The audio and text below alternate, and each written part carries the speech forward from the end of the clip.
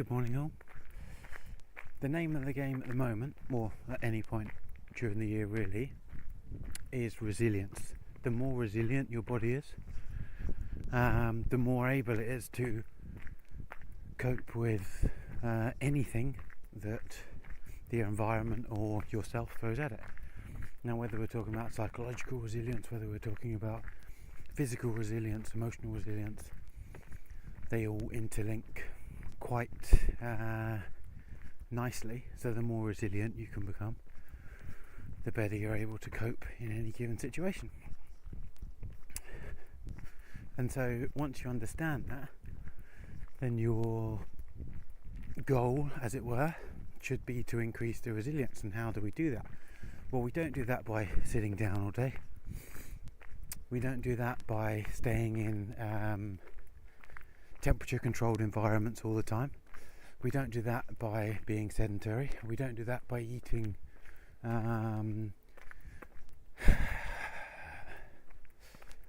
Franken foods, as the sentence goes, which is basically, it looks like food, it tastes like food, but it contains pretty much no nutrients and just calories. That's all it does.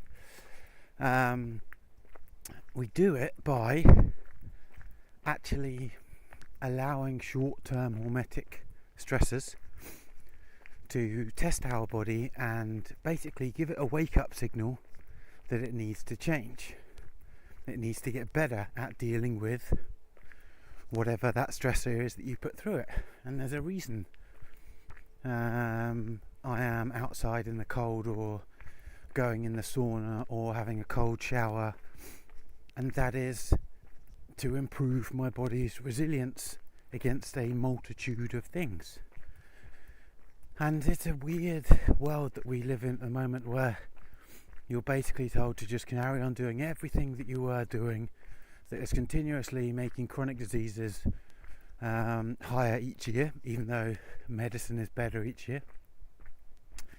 And you're not actually encouraged to make yourself as resilient as possible.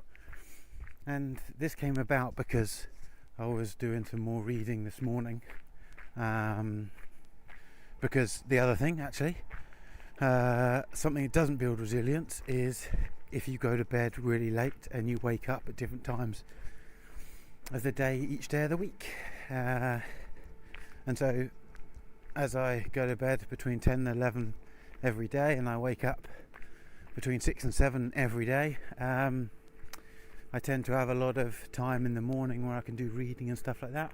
And today was one of those, and I was looking at hormesis, which is the hormetic stressors, the short-term stressors, on different systems. And then I started to look at photobiomodulation, i.e. my light devices that I sell, and how much interaction is there specifically with immune function and red light therapy, because there's a lot of small anecdotal evidence now with different wavelengths of light having different effects on specific things going around at the moment. But I wanted to look more specifically at immune function with regards to lymphocytes, macrophages, T cells, etc., etc. And there is an amazing amount of research on the positive benefits, the direct positive benefits and indirect positive benefits of, I knew there was in terms of immune function generally, part of it brought about, I think, by lowered inflammation generally, and if you lower systemic inflammation, immune function improves. But there is some direct action at play as well, which am I surprised by it? No, not really. I am impressed by it, definitely. And if you are someone that wants to get a hold of their stress resilience, their health, then understand that in order to do that, we need to make times in our day where we are slightly uncomfortable. We make our body slightly uncomfortable. Now, I can't tell you what that hormetic stressor is for you because, say for example, me sitting outside in the cold in just my underwear for, say, like 35 or 40 minutes, that's because I've done it a long time and I understand my body. I can't say that to you. So you have to find your own barriers, your own goals to see what suits you. But I can say that small temperature changes make a big difference. I can say that improving your circadian rhythm by getting constant circadian rhythm anchor points like the sunrise and maybe the sunset, and then the environmental light that you have, and going to bed at the right time, or at the right time for you, but a consistent time is very important. Moving, exercise, the things that you eat. You've heard most of these things before, but the great thing is that they allow your body to apply more energy on the things that it needs to do in order to keep you resilient. If your body is consistently fighting off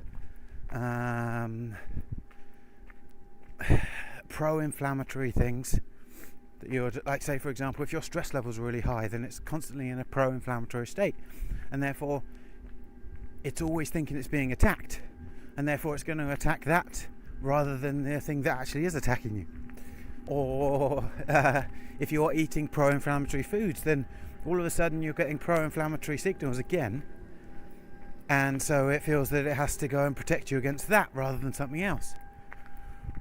And the more things that we can do in order to improve our resilience, the better and stronger we become at dealing with all sorts of issues.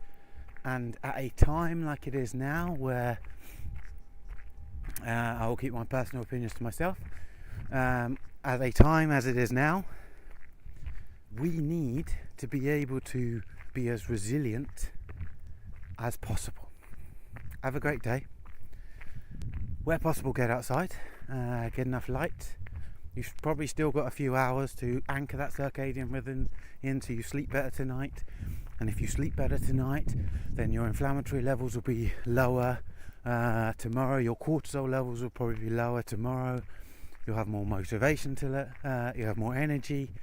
You'll have better blood sugar control. So plenty of reasons to get outside, as well as just the improvements in